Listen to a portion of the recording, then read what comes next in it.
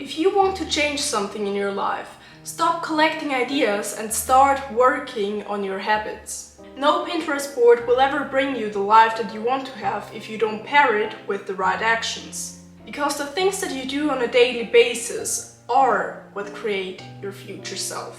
So if you want to have a better future, take a look at what you are doing on a daily basis, aka your habits. And the way to get better habits or routines can be divided into 2 steps. So first of all, you have to identify what exactly it is that you want to change. Do you want to go more often to the gym? Do you want to quit smoking?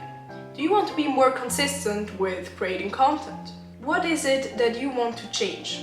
What is it that will bring you to your goals? So if there are several things that you want to change, pick one of it, ideally the one that is having the biggest impact, and ask yourself, is this a habit that I want to do more or less? So for example, do I want to go more to the gym or do I want to eat less junk food?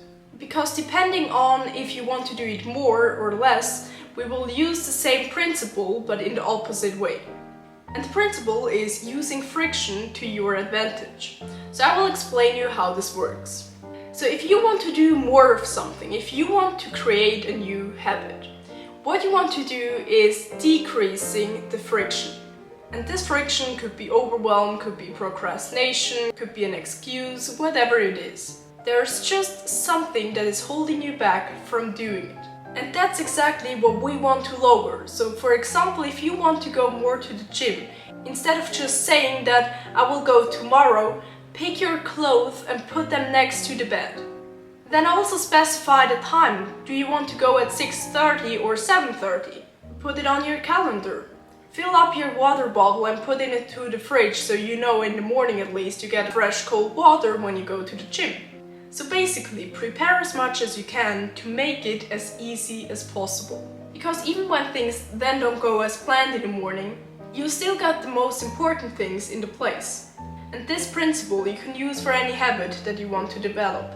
Reduce the friction. Make the hurdle as small as possible. If your hurdle is overwhelmed, set the bar lower so that you can get started. If going to the gym is too much, just go for a 5-minute walk. At least your plan still got executed on. And this way you will still have a positive association, and maybe the next day or week you will then go to the gym. But this step then was only possible because you first reduced the friction of even starting the habit. Now what can you do when you want to get rid of a habit? For this we will just change the game and increase the friction. So let's say you want to get rid of eating cookies. Well, the best way is to not even have them at home. And how can you do this? Maybe you could go to another supermarket where you don't even know where the corner of the sweets are. This way you will be forced to leave the supermarket without any cookies. And then over the time it will become easier because it becomes more and more a habit and you get used to it. But at first, when you still feel this urge, you have to create some kind of distance. Something that makes it more difficult to access it. Or if your problem is that you are scrolling too much but you don't want to delete your account yet, what you could do is deleting the app from the home screen in order to make it more difficult to access it. And when it takes more effort to access it, it will automatically become less frequent. So whatever you want to get rid of, try to make it as difficult as possible to access it. Whatever you want to attain, make it easier to access it. So that's it for today. I hope this video helped you, and if so, let me know in the comments, and I will see you next time.